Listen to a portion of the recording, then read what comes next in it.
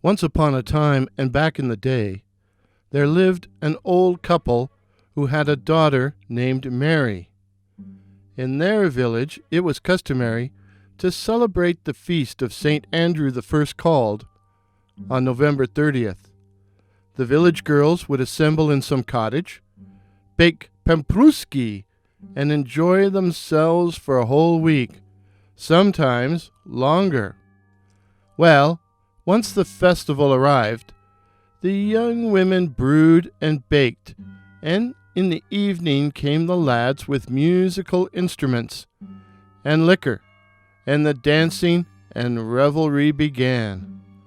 All the girls danced well, but Mary best of all. After a while, into the cottage came a stranger, a fine fellow, smartly and richly dressed. "Hail, fair maidens," said he. "Hail, stranger," they answered. "May I join you?" "Please do." The stranger pulled from his pocket a purse full of gold and ordered liquor, nuts, and gingerbread, sharing it with the entire company. Then he took to dancing, and as Mary struck his fancy more than the other lasses, he stuck close to her. Eventually, the time came for going home. "Mary," said he, "come and see me on my way." She went to see him on his way. "Mary, sweetheart," said the stranger, "would you like me to marry you?" Mary was much taken with the handsome stranger. "If you want to marry me, I will gladly marry you. But where do you come from?" "From such and such a place. I'm clerk at a merchant's." Then they bade each other good night and separated. When Mary got home, her mother said, "Well, daughter, did you enjoy yourself?" "Yes, mother, and I've something pleasant to tell you besides. There was a lad there from the neighborhood, good-looking and with lots of money, and he promised to marry me." "But who is he, and where does he come from?" "That, mother, I do not know." "Then hark, Mary. When you join the girls tomorrow, take a ball of thread, make a noose in it, and when you wish him good night, throw the noose over one of his buttons, and quietly unroll the ball. Then, by means of the thread, you will be able to find out where he lives." Next day, Mary went to the gathering and took a ball of thread with her. The stranger came again. "Good evening, Mary," said he. "Good evening," said she. Games began, followed by dancing. The stranger stuck to Mary and refused to budge from her. Eventually the time came for going home. "Come and see me on my way, Mary," said the stranger. They went out into the street, and as she was taking leave of him, Mary quietly dropped the noose over one of his buttons. He went his way, but she remained where she was, unrolling the ball. When she had completely unrolled it, she followed the thread to find where her fiancé lived. She followed the thread all the way to the church, right up to the porch. Mary tried the door. It was locked. She went round the church, found a ladder, set it against a window, and climbed up to see what was going on inside. And saw her fiancé standing beside a grave and devouring a dead body, for a corpse had been left in the church that night. Mary tried to get down the ladder quietly, but in her fright she made a little noise. She ran home, almost beside herself, thinking that she was being pursued. She was all but dead before she got in. Next morning her mother said, "Well, Mary, did you see the young man?" "I saw him, mother," she replied. but she did not tell all she had seen.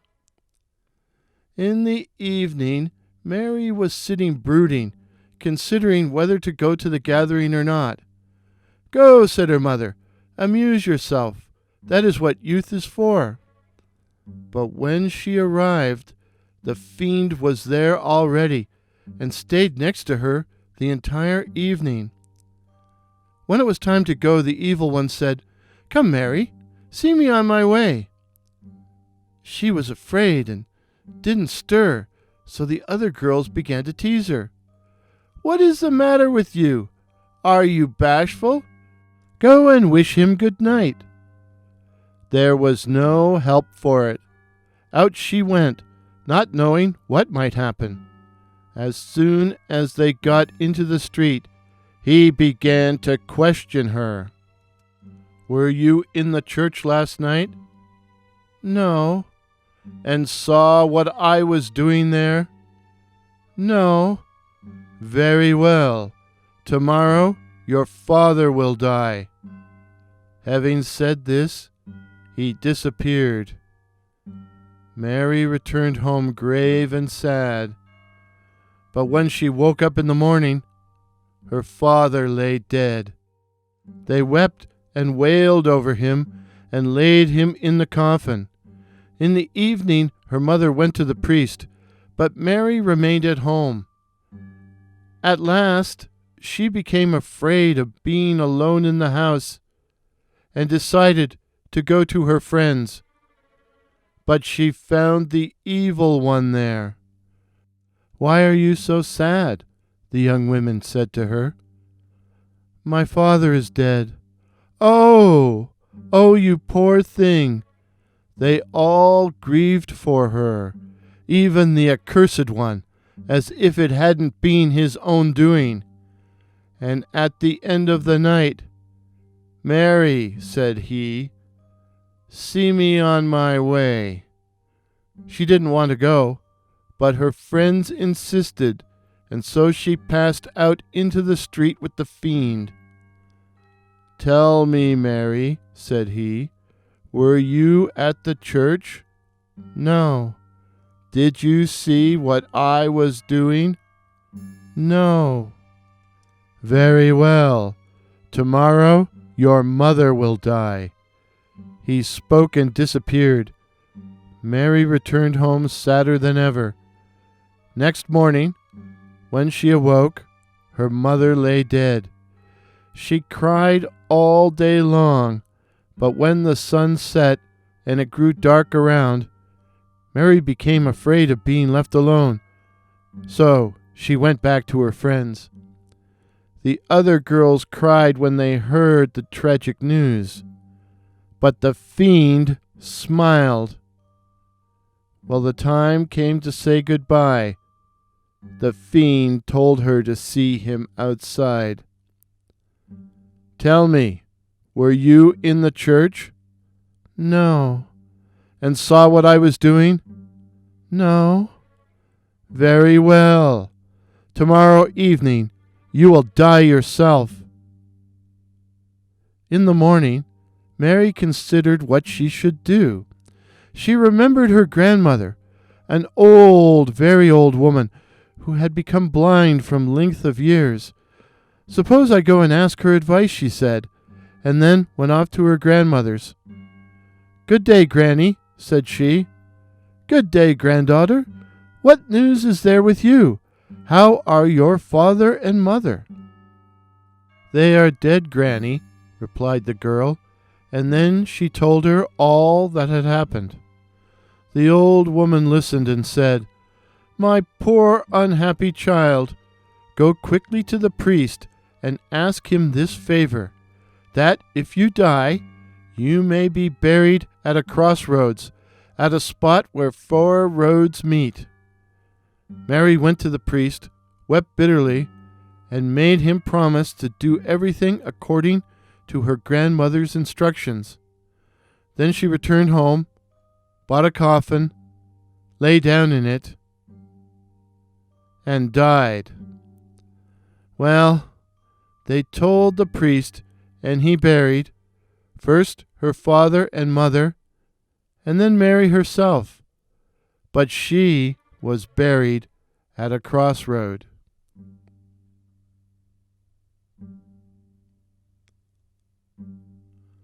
Soon afterwards, a lord's son happened to drive past Mary's grave.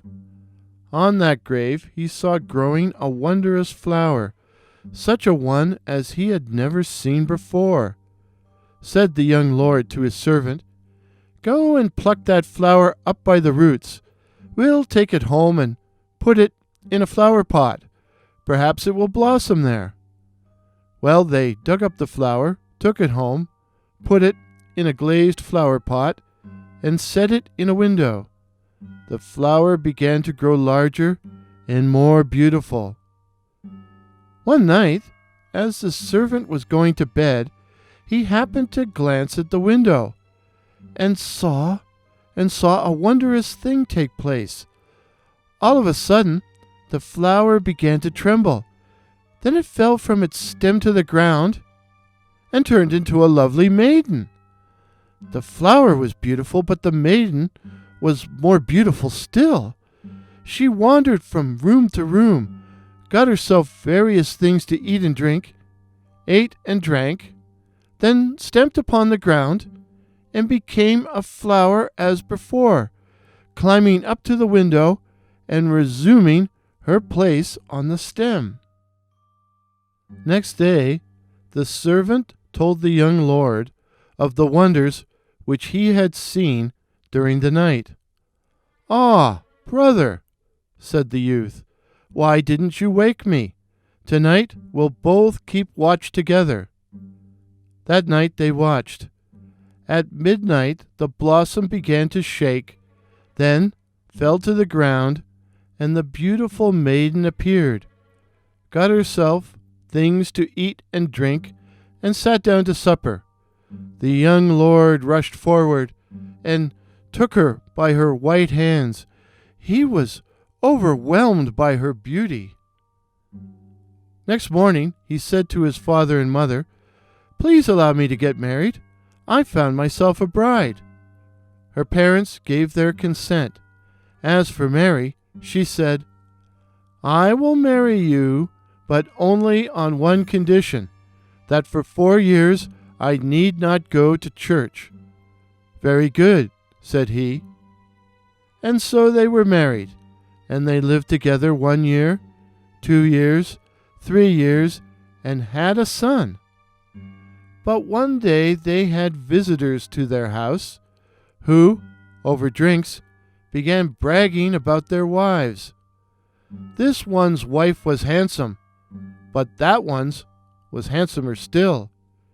"You may say what you like," said the Lord, "but a handsomer wife than mine does not exist in the whole world."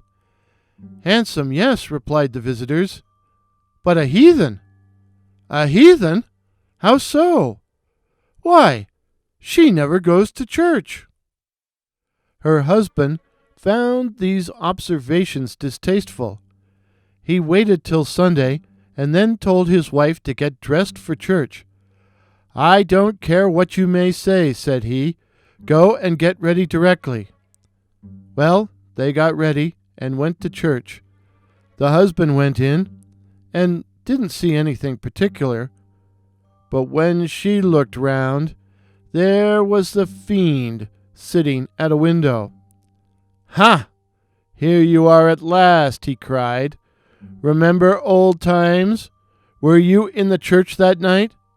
"No." "And did you see what I was doing there?"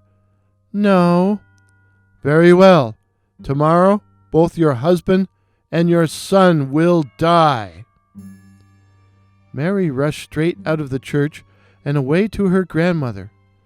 The old woman gave her 2 phials, the one full of holy water, the other of the water of life, and told her what she was to do. Next day, both Mary's husband and her son died. Then the Fiend came flying to her and said, "Tell me, were you in the church?" "I was." "And did you see what I was doing?" "Yes. You were eating a corpse." She spoke and splashed the holy water over him. In a moment he turned into mere dust and ashes, which blew to the winds. Afterwards she sprinkled her husband and her boy with the water of life. Straightway they revived. And from that time forward they lived. But whether happy or not is none of our business.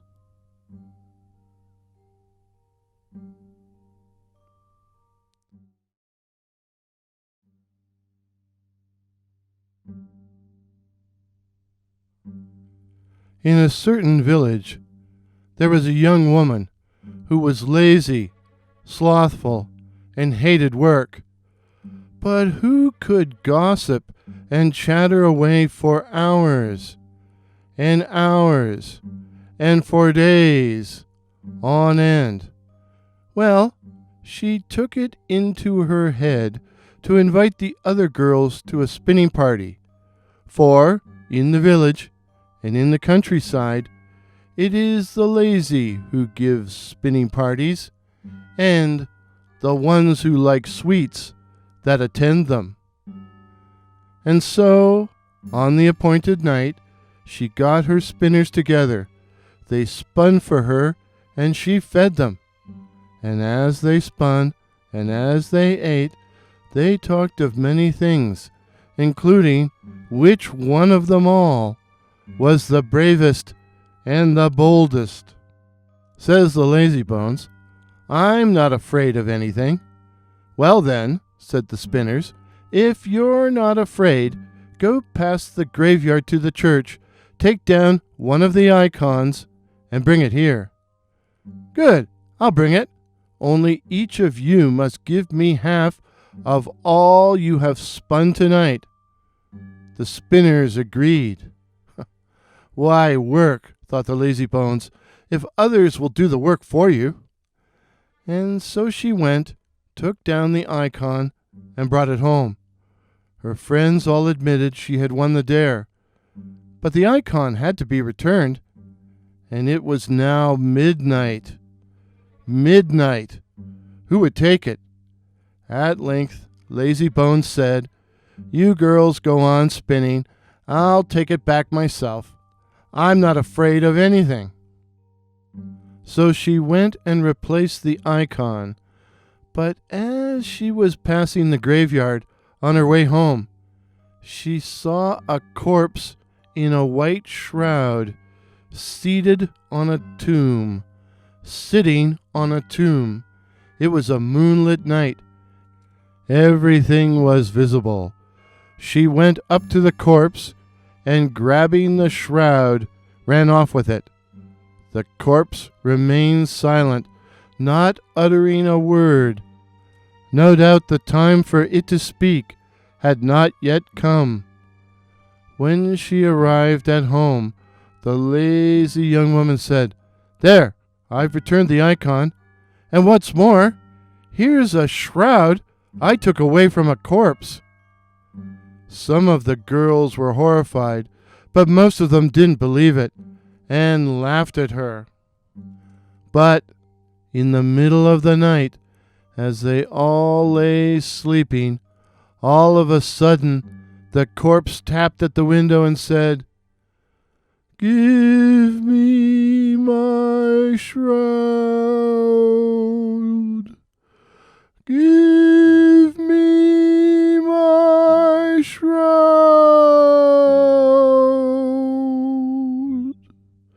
The girls were so frightened they almost lost their wits. But Lazybones merely shrugged, took the shroud, went to the window, opened it, and said, "There, take it." "No," replied the corpse. "Restore it to the place you took it from." Just then the roosters suddenly began to crow. Day was dawning, and the corpse disappeared. Next evening, when the spinners had all returned to their own homes, at the very same hour, in the middle of the night, The corpse tapped at the window and cried, "Give me my shroud! Give me my shroud!" While the girl's father and mother opened the window and offered him his shroud. "No," says he, "let her take it back to the place she took it from." "Really now, me go to a graveyard with you, a corpse? What an idea!" the lazy young woman replied. Just then the cocks crowed, heralding the arrival of dawn, and the corpse disappeared. Next day the girl's father and mother sent for the priest, told him the whole story, and entreated him to help them in their trouble. Couldn't a service be performed, they said? The priest reflected a while. Then he replied, "Please tell her to come to church tomorrow." So the next day the lazy bones went to church. The service began with most of the village there. But, just as they were about to sing a hymn, there suddenly arose within the church a terrible whirlwind that knocked all the congregation flat on their faces, flat to the floor, and tore the roof off the building. And then it caught up that girl and carried her off into the sky, up, up, up, up, up, until she disappeared from sight and was never seen again.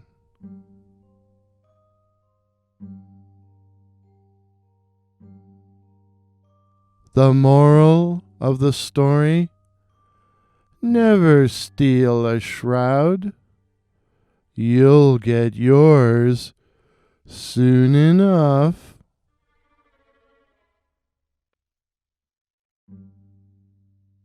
If this is your first visit to my channel, please consider subscribing. My name is Warren, and I write and tell original ghost stories and original horror stories featuring such cryptids as the Night Floaters, werewolves, and the Black-Eyed Children. So, again, please consider subscribing. Till midnight. Cheers. Pictures used in today's video, courtesy of Pix Here, that's PX Here, while the music was the eerie Ghost Processional by that patron of the internet, Kevin MacLeod.